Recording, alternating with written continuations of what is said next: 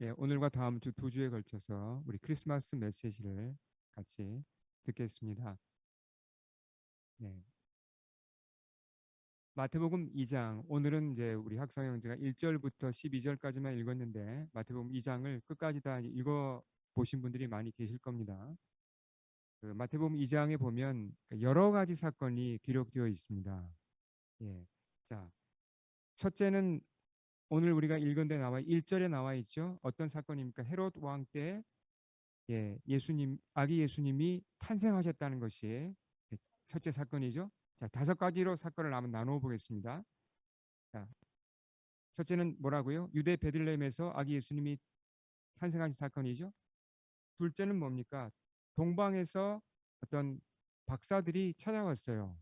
이 아기 예수님을 어떻게 알고 메시아를 찾아온 사건이죠. 그렇죠? 자, 세 번째 사건은 무엇입니까? 헤롯이 이제 뭔가 이렇게 좀 심사가 뒤틀려 가지고 그 베들레헴 지경에 있는 아이들을 다 몰살시키는 그 사건입니다. 우리가 끔찍한 사건이잖아요. 그렇죠?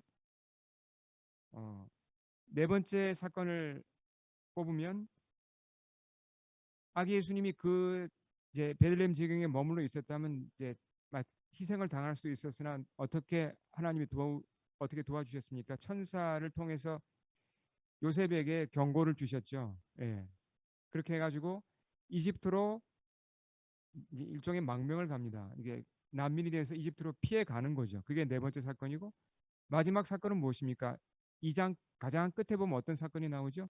이집트에 이제 일종의 이집트에서 도피해 있던 거기서 뭐 꽤 오랫동안 지냈습니다. 그 예수님 가족이 있다가 헤롯이 죽고 나서 이제 좀 괜찮아지니까 갈릴리 나사렛으로 돌아온 사건이에요. 그렇게 이제 다섯 가지 사건으로 대충 이제 나눌 수 있습니다. 물론 이 다섯 가지 사건이 다 이어져 있죠. 자, 근데 가만히 이 사건들을 제가 지금 쭉 열거한 사건들을 가만히 보시면요. 공통적으로 물론 이제 예수님과 그 가족 얘기인데 여기에 또 공통적으로 등장하는 인물이 한 사람이 있습니다. 바로 헤롯이에요. 헤롯 대왕. 예, 이 사람이 처음부터 끝까지 이 다섯 사건과 다 연결이 돼요. 사실 헤롯은 별로 이렇게 반갑지 않고 별로 만나고 싶지 않은 인물이에요. 여러분 헤롯 좋아하세요? 안 좋아하시잖아요. 다들 헤롯 뭐 악한 사람이죠.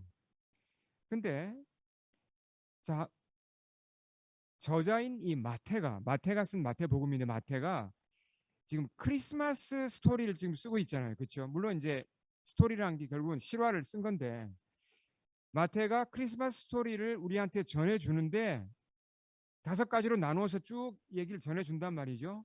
근데 왜 여기에 모두 헤롯을 포함시켰냐는 거예요. 별로 이렇게 별로 반갑지도 않은 사람 얘기를 왜 처음부터 끝까지 다 헤롯 이야기가 다 포함됐냐는 거예요. 끝까지. 궁금하지 않으세요? 좀, 야, 왜 헤롯을 굳이 언급했을까? 헤롯 얘기를 왜 이렇게 많이 할까? 예. 예수님 탄생 얘기하는데 2장 전체에서 헤롯 이야기가 어떻게 보면 더 많이 나와요. 뭐 이렇게 왜 이 사람 얘기를 이렇게 많이 할까? 이제 이런 질문을 제가 드리고 싶습니다. 자, 여러분 그 영화 좋아하시는 분들 많이 계실 텐데 다크나잇이라든지 뭐 어벤져스라든지 캡틴 아메리카 뭐 그리고 최근에 개봉한 이터널스 다 어떤 영화들이죠? 이게 슈퍼히어로 그죠? 슈퍼히어로즈 영화잖아요. 이거 이 중에서 하나라도 보실 분 계시죠, 여러분? 예, 청년들은 아마 다 봤을 텐데. 자, 이런 영화에서 보시면 그 주인공 못지않게 중요한 인물이 나옵니다. 주인공만 나오는 게 아니라 그 악당이 나오죠. 그걸 이제 뭐라고 부릅니까? 빌런이라고 부르죠. 그 빌런. 사실 이제 이게 프랑스어에서 나온 단어인데 어쨌든 이 빌런이란 단어 이제 빌런이 꼭 나와요. 대표적인 예가 그 예를 들어서 다크 나이트 그 배트맨과 예, 배트맨 이야기해 보시면 빌런으로 나오는 게 누굽니까? 예, 조커죠. 예, 혹시 이 영화 보신 분 계십니까? 그 다크 나이트 보신 분 계세요? 제가 계속 영화 얘기를 많이 하는데 예, 설교에 도움이 됩니다. 어쨌든 영화에 보면 주인공만 나오는 게 아니라 악당이 같이 나온다는 거. 자, 근데 이 조커가 어떤 인물이에요? 이제 일반적으로 다 우리 알고 있잖아요. 이 조커가 하는 일은 뭐 은행 털고 사람을 밥 먹듯이 죽입니다. 뭐 그 영화의 배경이 되는 도시 전체를 그냥 악으로 도배하려고 자기 마음대로 악으로 그냥 주무르려고 그렇게 날뛰는 아주 악한 사람이에요. 그렇죠? 물론 이제 배트맨을 죽이려고 하고 배트맨은 조커를 맞서서 이제 그 도시를 지키려고 합니다. 자, 근데 보세요. 조커가 악하기 때문에 조커가 굉장히 막 비굴하고 악하기 때문에 배트맨이 더 정의롭고 더 선한 것이 부각돼요. 맞죠? 그렇죠. 서로 대조가 돼요. 만약에 이 다크나이트 배트맨과 이 조커 이 영화에서 조커가 안 나왔다면 이 영화가 흥행했을까요? 좀 싱거웠을 겁니다. 그렇잖아요. 조커가 저 악당이 나오니까 배트맨이 더 막 가치가 부각되는 거예요. 그렇죠? 자, 근데 우리가 이런 영화에 너무 익숙해져 있습니다. 이런 영화나 소설에 익숙해져 가지고 성경도 어떤 경우는 이런 시각으로 읽을 수가 있다는 얘기입니다. 근데 그게 늘 맞는 건 아니에요. 성경에는. 자, 무슨 얘기인지 제가 좀 더 설명을 드리겠습니다. 그러니까 마태복음 2장을 보면서 헤롯, 이 악당이잖아요, 헤롯이.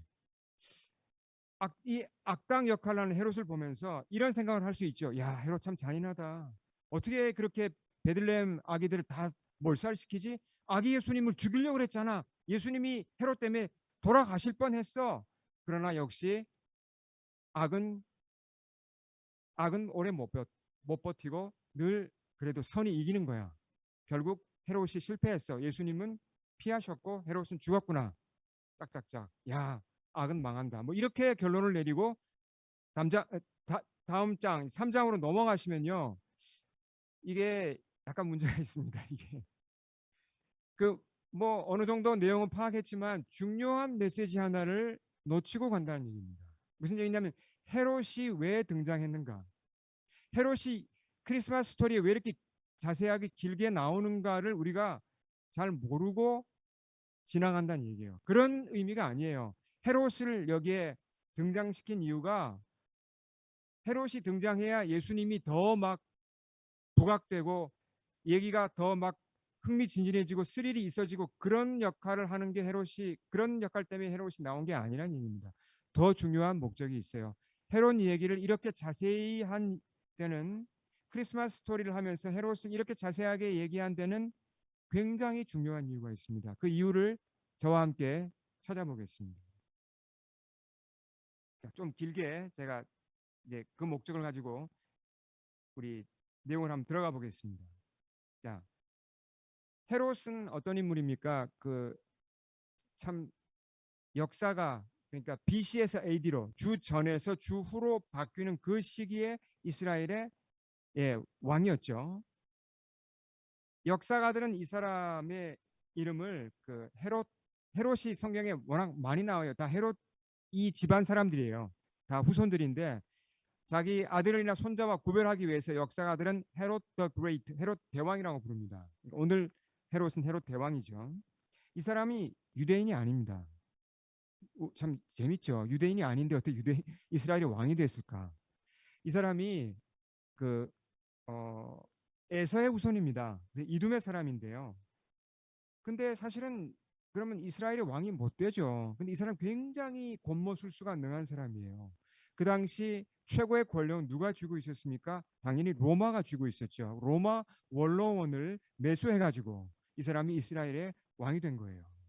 자, 그렇게 이제 뭔가 자기 배경이 좀 뭔가 좀 이렇게 속인 게 있고 그러니까 이스라엘 사람들한테 국민들한테 뭔가 이렇게 인정을 받으려고 정치는 굉장히 잘했습니다. 외적으로 보면. 그래서 그 이스라엘에다가 성도 많이 쌓았어요. 이제 그 외적의 침입을 막으려고 동쪽에다 성체도 많이 건설하고 특히 헤롯이 한 굉장히 중요한 건축이 뭐였냐면 예루살렘 성전을 다시 건축했어요. 완전히 거의 무너진 것을 헤롯이 몇십 년 동안 걸쳐서 새로 지었습니다. 그것이 예수님 시대에 있던 바로 그 성전이었죠.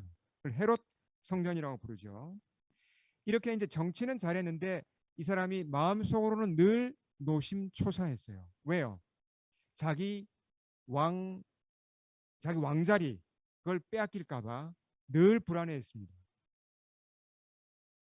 자, 그래서 1절을 보면요. 1절이 이걸 강조합니다. 자, 뭐라고 강조합니까? 1절 시작하면서부터 헤롯 왕 얘기를 합니다. 헤롯이 왕이었을 때 예수님께서 유대 베들레헴에서 태어났다고 합니다. 그때 동방에서 박사들이 예루살렘에 와서 이렇게 말하죠. 우리 같이 한번 읽어볼까요? 자, 2절 시작. 유대인의 왕으로 나신 이가 어디 계시냐? 우리가 동방에서 그의 별을 보고 그에게 경배하러 왔노라. 자, 이 사람들도 유대인은 아닙니다. 동방 어느 나라에서 멀리서 찾아왔죠. 이 사람들에 대해서 우리가 모르는 게 많아요. 그러나 분명한 것은 메시아를 찾아 경배하러 왔다는 것입니다. 야, 유대인의 왕이란 말 자체가 유대인만의 왕이 아니에요. 유대인의 왕이란 것은 인류의 구원자를 의미합니다. 자, 그러니까 지금 특별한 일이 일어난 거잖아요. 지금 예루살렘에서 갑자기 저 외국인인데 어떤 특별한 사람들이 찾아와가지고 유대인의 왕이 태어났는데 어디 계시냐. 그러니까 이스라엘이 지금 예루살렘이 발칵 뒤집힌 겁니다. 그래서 그 보고가 헤롯 귀에까지 들어갔어요. 헤롯은 특히 뭐 왕자만 들어도 이 사람 막 몸을 부르르 떠는 사람인데 유대인이 왕이 태어났다 그러니까 이 사람 굉장히 이제 막 그 민감하게 반응을 보이죠. 불러다가 이제 정보를 수집합니다. 뭐 도대체 어떻게 된 거냐고. 자, 사실 그러니까 이게 하나님이 뭔가 알려주신 거잖아요. 하나님께서 메시아가 태어났다는 것을 여러 방법으로 알려주셨는데 이렇게 동방 박사들이 찾아오는 걸 통해서도 메시아가 태어났다는 것을 헤롯과 이스라엘 사람들한테 알려주신 거예요. 근데 그걸 모르고 지금 있는 겁니다. 자, 헤롯의 반응을 보겠습니다. 자, 왕이 태어났다 그래 메시아가 태어났다는 반응을 듣고 헤롯이 이런 반응을 보여요. 3절이 굉장히 중요한데요. 우리 같이 한번 읽어보겠습니다. 시작. 헤롯 왕과 온 예루살렘이 듣고 소동한지라.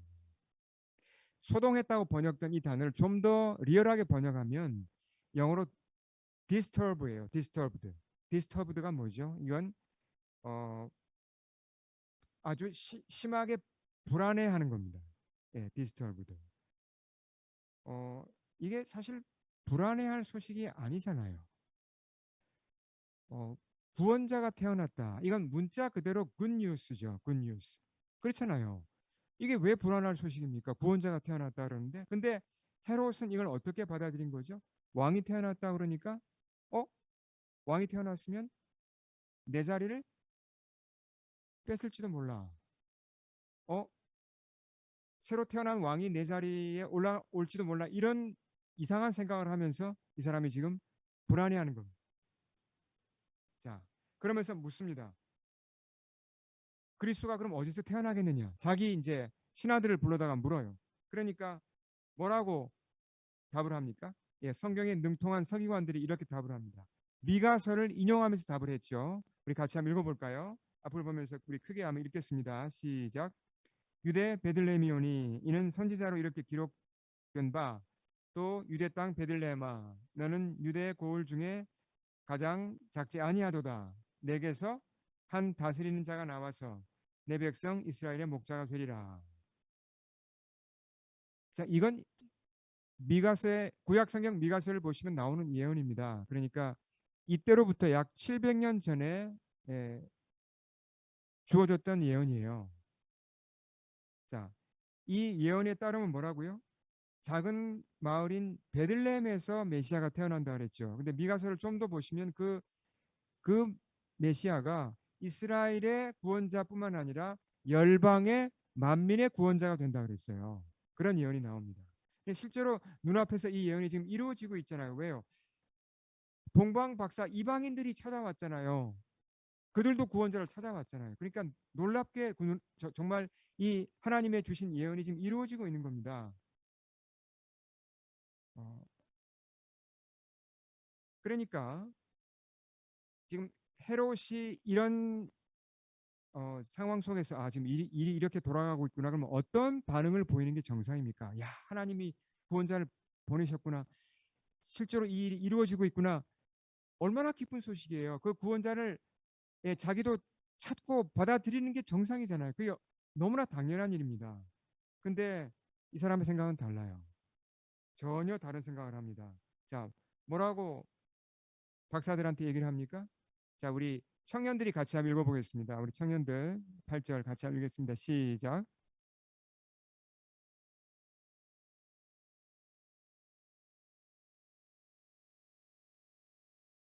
자, 헤롯이 뭘 알고 있죠? 그리스도 구원자가 오셨으니까 그리스도에 대해서 그분을 받아들이고 경배해야 한다는 걸 알고 있나요? 모르나요? 알고 있는데 이 사람이 그렇게 할 마음은 있나요? 없어요. 예. 머리로는 알고 있는데 속으로는 그럴 마음이 전혀 없습니다. 이렇게 지금 부탁하는 이유가 뭐죠? 예. 찾아내어서 제거하려고 그러는 거잖아요. 굉장히 이상한 사람이에요. 뭔가 지금 많이 병든 겁니다. 자, 미가서 예언으로 다시 한번 잠깐 돌아가서 보면요. 자, 구원자이신 예수님, 메시아이신 그분, 그러니까 메시아가 그리스도죠. 구원자 결국 다 같은 말인데요. 이 말씀을 가만히 보면요. 누가 구원을 받을 수 있습니까? 어떤 자가 구원을 받을 수 있죠? 미가서의 답이 나옵니다. 자, 그분의 뭘 받아야 구원을 받는 거죠? 그분의 다스림을 받아야 구원을 받는 겁니다. 맞죠? 그렇죠? 그분을 나의 왕으로 내가 받아들이고 그분의 다스림 밑으로 내가 들어가야 구원을 받는 겁니다. 그렇죠? 근데 어, 사람의 마음 속에요. 여러분 어떻게 생각하세요? 구원자이신 그리스도의 다스림을 받아야겠다. 그분을 만나서 내가 그분을 만나야지, 그분의 다스림을 받아야지 하는 소원이 있나요? 사람 마음속에? 있습니다. 자, 그럼 반대로. 아, 난 그건 아닌 것 같아. 난 싫어. 괜히 그리스도의 다스림 받다가 내가 싫어하는 것도 해야 되고 이건 너무 삶이 좀 너무 거룩해지면 난 안 좋아. 난 싫어. 거부하는 마음도 있나요? 둘 다 있습니다. 사람의 마음 속에는요. 그리스도의 다스림을 받고자 하는 마음과 거부하는 마음이 동시에 존재해요. 여러분 그 디즈니 영화에 보시면 그 애니메이션의 인사이드 아웃이라는 영화 혹시 보셨습니까? 마치 그 영화랑 비슷합니다. 지금 이 마태복음 2장을 가만히 보면요. 그 두 가지를 동시에 보여주고 있어요. 사람 마음속에 있는 이 두 가지 소원을 다 보여주고 있어요. 동방 박사들은 뭘 보여줍니까? 그리스도를 찾고 다스림을 받고자 하는 것을 보여주고 헤롯은 그 반대를 보여주는 겁니다. 자, 우리 마음속에 있는 이 두 가지 소원, 서로 상반된 이 소원을 잠깐 한번 점검해 보겠습니다. 자, 우리 잠깐 중간 점검을 하고 넘어가죠. 우리 자신을 한번 돌아볼까요? 지금 내 속에는 어떤 소원이 있는 것 같아요? 그리스도의 다스림을 통치를 내가 받고 싶다. 그런 소원이 있죠. 근데 좀 거리를 두고 싶어. 그리스도와 사회적 거리를 내가 좀 둬야지. 이런 마음도 여러분 이게 공감하시는 분 한번 손들어 보시겠어요? 공감한다. 이 두 가지 마음이 다 있다는 걸 공감한다. 그럼 손들어 보시겠어요? 저는 너무 공감이 잘 돼요. 여러분 공감하시죠? 그렇죠? 자, 이 두 가지 소원을 각각 한번 살펴보겠습니다. 자, 그분을 찾고 그분의 다스림을 받고자 하는 소원이 누구를 통해 잘 드러나냐면 말씀드린 바와 같이 동방 박사들을 보면 잘 드러나요. 자, 이 사람들이 어디서 왔다 그랬습니까? 동방, 어딘지 모르지만 멀리서 동쪽 먼 나라에서 왔습니다. 쉬운 일일까요, 그게? 비용 들어가죠? 시간 바쳐야죠? 여행이 안 위험합니까? 그 다 감수하고 오는 겁니다. 왜요? 목적은 딱 한 가지죠. 구원자를 찾고 경비하기 위해 온 거예요. 그분 다스림 받고자 온 겁니다. 자, 근데 출발하려고 그럴 때, 이거 굳이 이걸 내가 꼭 이 여행을 내가 가야 되나 그런 마음 안 들었을까요? 여행을 출발하려고 그럴 때, 이거 좀 여행을 못 가게 하는 그런 이유들이 안 생겼을까요? 생기죠. 뭐 귀찮아. 그냥 살던 대로 살지. 뭐 메시아 만난다고 내 인생이 뭐 달라지면 얼마나 달라지겠어. 이런 생각 안 들겠습니까? 들죠. 근데 그걸 내가 이기고 온 거예요. 왜요? 그 만나고자 하는 소원이 그분의 통치를 받고자 하는 소원이 아주 강했기 때문에 그 소원을 붙잡고 끝까지 온 겁니다. 그렇죠? 자, 그럼 이번엔 반대로 왕이신 구원자이신 그분의 통치를 좀 거부하는 소원. 그 소원은 누굴 보면 잘 드러나죠? 헤롯이요. 헤롯은 너무나 분명하게 그걸 드러냅니다. 아주 그냥 질색이에요. 예, 극렬하게 반대합니다. 자, 헤롯이 성경을 몰랐습니까? 이 사람 그래도 명색이 이스라엘 왕입니다. 명색이 지금 성전을 짓고 있습니다. 이 사람이. 성전에서 예배 안 드렸겠습니까? 알만한 건 다 알아요. 이 사람 성경에 대해서 다 압니다. 근데 완강하게 부인하죠. 뭘 부인합니까? 거부하죠. 그리스도의 통치를 받는 것 완강하게 거부합니다. 자, 왜 거부하죠? 우리가 그 문맥을 보면 알 수 있어요. 문맥을 보면. 새롭게 왕이 오셨어? 저분이 그리스도 왕이셔? 그럼 나는 뭐야? 내 왕자리를 뺏기는 거잖아. 나 이거 죽어도 못해. 이겁니다, 반응. 여러분, 이 닮은 점이 없나요, 우리랑? 자, 앞에서 우리가 보았듯이 8절을 가만히 보면요. 이 사람이 마음 한구석에는 희미하게 이 사람도 그리스도를 찾고 경배하고자 하는 소원이 있습니까? 없습니까? 희미한 소원은 있어요. 근데 그걸 그냥 무시하고 덮어버렸습니다. 그 자기 그냥 마음에 원하는 대로 그리스도와 거리를 둘 뿐만 아니라 아예 그냥 원천 봉쇄하고 그냥 아예 무너뜨리려고 그러고 자기 왕좌를 지키는 데만 혈안이 되어 있었죠. 근데 이러다가 이 사람이 보면요. 마태복음 2장 끝에 무슨 얘기가 나오죠? 죽어요. 뭐 그냥 예고도 없이 죽습니다. 물론 뭐 그렇게 젊어서 죽은 건 아니지만 자기는 그때 죽을 거라면 몰랐을 겁니다. 근데 그냥 그렇게 거부하다가 죽은 겁니다.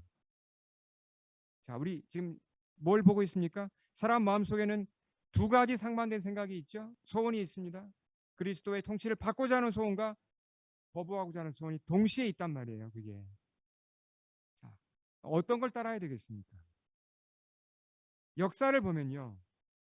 이런 두 소원 속에서 갈등하다가 결국은 그 기회를 놓친 사람들 그런 기록들이 많아요. 한 가지 제가 예를 들어 보겠습니다. 사실 제가 이제 역사를 제가 워낙 좋아하는데 나폴레옹에 대해서도 이제 제가 좀 관심이 있어서 좀 이것저것 찾아보았습니다. 나폴레옹 잘 아시잖아요. 나폴레옹이 시작을 뭐부터 한지 아세요? 혹시 이 사람이 시작을 소위부터 한 겁니다. 소위. 소위에서 올라가서요. 한 단계 한 단계씩. 전투에서 계속 봉을 세우면서 올라가서 어디까지 올라가는가? 사령관을 넘어서서 실제로 프랑스 전 전국에서 그 집정관이라고 그때 불렀습니다. 그때 뭐 그러니까 최고 권력자가 된 거예요, 실제로. 근데 자기가 실제로 가장 높은 자리에 올랐으면서도 이름은 아직 집정관이잖아요. 왕도 아니고. 그게 마음에 안 들었어요. 우리 저기 프랑스는 한 번도 황제를 둔 적은 없었습니다. 또 왕이었죠. 근데 이 사람이 황제 제도를 만들어서 초대 황제가 되죠. 여러분 아시잖아요. 그 대관식을 노트르담 성당에서 하지 않습니까? 그 1804년에 일어났던 일입니다. 국민들이 그래도 국민들한테 인기가 많았기 때문에 그게 가능했었어요. 지금도 나폴레옹은 프랑스 국민에게 굉장히 인기가 많습니다. 그렇지만 이 사람이 역사적으로 많은 그 과오도 저질렀습니다. 특별히 별 명분 없는 전쟁을 일으켜가지고 수십만 명의 젊은이들이 사실 죽었거든요. 어쨌든 이 사람이 이제 공도 있고 과도 있는데 영적으로 보면 기록을 보니까 그리스도를 영접할 수 있는 기회가 많았습니다. 여러 번 주어졌어요. 이제 그 중에 제가 읽어본 책 중에 Talk of Napoleon at Saint Helena라는 책이 있습니다. 이게 이제 나폴레옹의 말년을 기록한 책인데 거기 이제 기록을 근거로 제가 말씀드리는 거예요. 끝에 어떻게 됐습니까? 사람 전쟁에 패배해서 그 남 대서양 그 쪽에 있는 작은 섬 세인트 헬레나에 이 사람이 귀양 가잖아요. 그렇죠? 그 섬에서 죽습니다. 몇 살에 죽죠? 51에 죽어요. 근데 그 직전까지 여러 번 그리스도를 영접할 기회가 있었는데 끝까지 거부하고 죽었다는 기록이 제가 말씀드린 그 책에 나오더라고요. 참 제 안타깝죠. 이렇게 위대한 영웅인데 왜 끝까지 거부했을까? 그러니까 자기는 왕이 되고자 했지만 그리스도를 왕으로 모시는 걸 거부했다는 걸 알 수 있죠, 이 사람이. 우리 마음속에 여러분 두 가지 소원이 공존합니다. 우리 속에도. 그리스도를 왕으로 모시고자 하는 소원과 거부하고자 하는 소원.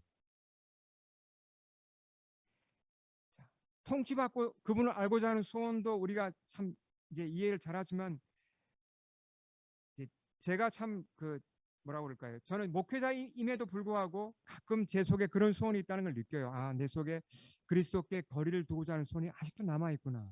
이걸 제가 느낄 때가 있거든요. 아직 이제 그런 죄악된 소원이 제 속에 남아 있기 때문이죠. 그러니까 우리 잘 이해하시잖아요. 그러니까 혹시 내 자유를 좀 이분이 너무 구속하면 어떡하나?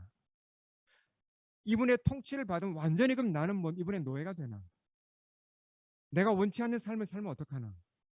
이런 것 때문에 거리를 둡니다. 나중에는 내가 거리를 둔 줄도 몰라요.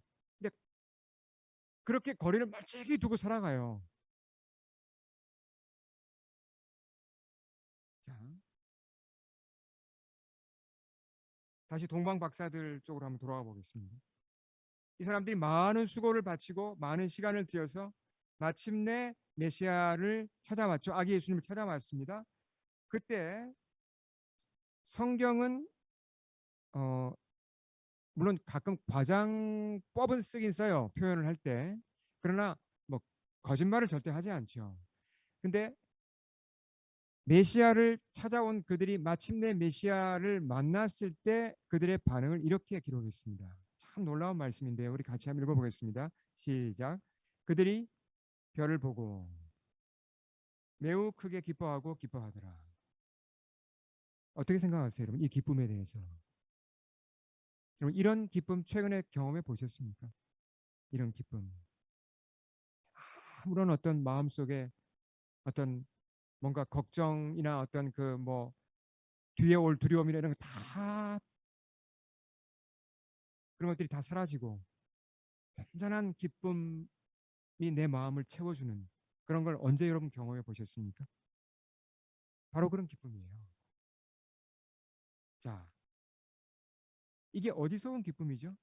그분의 통치를 받을 때, 그분을 내 왕으로, 그분 앞에 내가 surrender, 내가 나를 포기하고 그분께 내가 복종할 때 오는 기쁨이에요. 이것이. 자, 뭘 드렸다 그랬습니까? 이분들이 이제 미리 준비해온 그 보물 상자를 열어서 황금과 뭐 이렇게 세 가지 선물을 드렸죠. 아마 뭐 정확하게 모르겠지만 이것이 뭐 공식적으로 일종의 이게 사실 이제 예배라고 할 수 있는데요. 이거는 아기 예수님께 공식적으로 드린 아마 최초의 예배가 아닐까. 뭐 저는 이런 생각도 제가 해봅니다. 여기서 예배가 뭔지도 잘 드러나요. 여러분, 예배 우리가 여러 가지로 정의할 수 있습니다. 예배가 뭔가 여러 정의가 있어요. 근데 이 동방 박사들의 예배를 보면요. 예배가 무엇인지 아주 명쾌하게 정리가 됩니다. 예배가 뭐죠? 이 사람들의 드리는 예배를 보면 예배는요. 사람과 하나님이 서로에게 뭔가를 드리는 겁니다. 나한테 가장 소중한 걸 상대에게 드리는 게 예배예요. 하나님과 사람 사이에. 자, 동방 박사들이 뭘 드렸습니까? 마음을 바쳤죠. 시간을 바쳤습니다. 그렇죠. 그리고 또 뭔가 어떤 헌금도 했습니다. 아주 정성을 다 쏟아서 드렸죠. 어, 자, 하필이면 왜 이때 황금과 유황과 모량? 황금은 당연히 이제 이건 뭐 현금화 할 수 있는 거죠, 당연히. 뭐 유황과 모략도 값비싼 거였는데 하나님의 섭리가 없을까요, 여기에? 바로 직후에 어떤 사건이 일어납니까? 헤롯 때문에 예수님 가족이 어디로 갑자기 도망을 가야 되죠? 이집트로 난민이 되어서 들어갑니다. 아프리카로.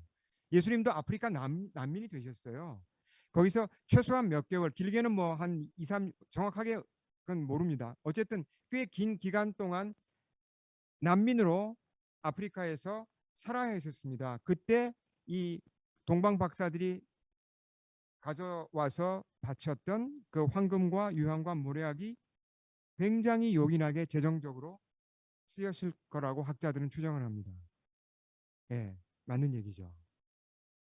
자, 그러면 동방 박사들은 그렇게 드렸습니다. 그러면 예수님은 뭘 이 사람들한테 주었죠? 예수님은 뭘 줬습니까? 예배는 서로 가장 귀한 걸 주는 거라 그랬잖아요. 예수님은 하나님의 아들이 당신 자신을 주신 거죠. 그리고 그것이 언제 더 극명하게 드러납니까? 약 33년이 흐른 후에 주님이 당신의 모든 걸 다 주셨죠. 이 박사들뿐만 아니라 모든 사람들을 향하여서. 예. 자,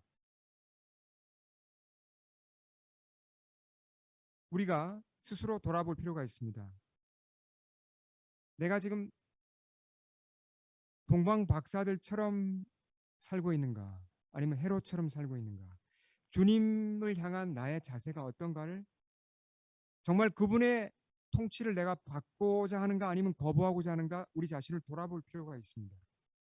그리스도를 왕으로 내가 모시고 산다면 이 박사들처럼 이런 기쁨을 체험할 수 있습니다. 제가 정말 이것을 제 경험을 봐도 너무나 분명한 거예요.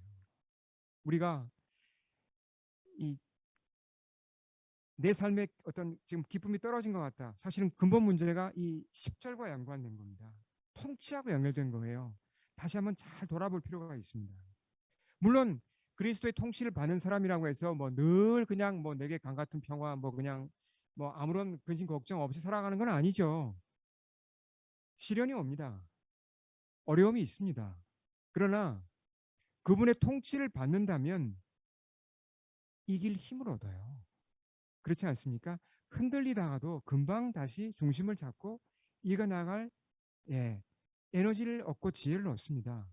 그러면서 점점 더 내가 아주 강건해지고 잘 흔들리지 않는 사람이 되는 것이죠. 그게 그리스도의 통치를 받는 사람들의 특징입니다. 자, 반면에 내가 그리스도의 통치를 지금 거부하고 있다. 내가 사회적 거리두기를 그분과 하고 있다. 그러면 어떤 결과가 내게 올 수 있을까요? 그것은 3절 말씀입니다. 정확하게 이거예요. 여러분, 나는 소동할 수밖에 없어요. 나는 disturbed, 아주 극도로 불안해질 수밖에 없습니다. 아무리 형편이 좋아도 이게 그분의 통치를 받느냐 받지 않느냐가 이 두 가지를 결정합니다. 기쁨이냐 아니면 불안이냐. 근본적으로 우린 여기에 달려 있다는 거죠. 유대인 역사가 중에 요세푸스라는 분이 있습니다. 이분이 써놓은 그 기록을 보면요. 헤롯 대왕이 37년을 통치했습니다. 이 사람이 아내가 5이었는데 그중에 뭐 거의 가장 사랑했던 아내 한 사람을 자기가 사형을 시켜요. 자기 왕 자리를 노리는 것 같다는 어떤 그 뭔가 좀 한마디로 말하면 좀 미친 거죠. 그리고 미리암이 낳은 두 아들, 자기 아들이에요. 미리암 사이에서 낳은 두 아들을 살해합니다. 친아들을. 이유가 뭐죠? 저것들이 혹시 내 자리를 뺏으면 어떡하지? 이 걱정 때문에. 얼마나 이 사람이 불행하게 살았는지 우리는 알 수 있죠. 왕 자리를 지키려고 그렇게 불안 속에서 자기가 왕으로 살아보려고. 자, 이제 처음 드렸던 질문으로 다시 돌아가겠습니다. 저자 마태가 크리스마스 스토리를 기록하면서 왜 헤롯 얘기를 이렇게 많이 했는가? 자, 우린 이제 그 답을 얘기할 수 있습니다. 왜 예수님 얘기만 하지 왜 헤롯 얘기를 이렇게 길게 하는가? 무슨 뜻입니까? 헤롯에 대한 기록이 보여주는 바는 이것입니다. 사람들이 좀처럼 그리스도를 나의 왕으로 받아들이지 않는다는 거예요. 그걸 보여주는 겁니다. 주님은 왕이 되어 주시려고 왔습니다. 그래야 구원을 얻죠, 사람들이. 근데 사람들이 아니 영접하면 왕으로 받아들이면 내가 구원을 얻는데 안 해요. 잘. 독하게 잘 안 합니다. 그걸 아주 단적으로 보여준 게 헤롯이에요. 그러니까 이것은 예수님이 앞으로 섬겨야 할 사역이 얼마나 험한가를 보여주는 겁니다. 사람들이 만만하지 않아요. 아, 저 사람 주님 잘 쉽게 영접하겠지. 영접 잘 안 해요. 대부분의 사람들은 다 자기가 왕이 되고 싶어 합니다. 자기가 왕이고 예수님은 그냥 도와주는 정도. 끝까지 자기가 왕이 되려고 그러고 자기가 주도하려고 합니다. 끝까지 버텨보려고 합니다. 교회 안에 앉아 있어도 내가 왕이 되려고 그래요. 주님은 그냥 조력자, 변호사 이 정도로 자꾸 생각하려고 한단 말이죠. 그렇게 내가 주도하고 내가 내 인생을 주관하고 내가 운전대를 잡고 있고자 하다가 궁지에 몰리면 하는 수 없이 그냥 어쩔 수 없이 주님 살려주세요. 이제 항복합니다. 보통 이러는 게 우리 모습 아닙니까? 참 어려워요. 한 사람을 굴복시켜서 예수님 통치 밑으로 들어오게 하는 게 이렇게 어려운 겁니다. 이걸 다 아시고도 주님이 오셨다는 겁니다. 다 아시고도. 그 주님의 전부를 다 바쳐서 희생해야만 사람들을 겨우 초청해다가 통치할 수 있다는 것을 주님이 아시고도 오신 거예요. 우리를 구원하려고. 우리 함께 기도하겠습니다.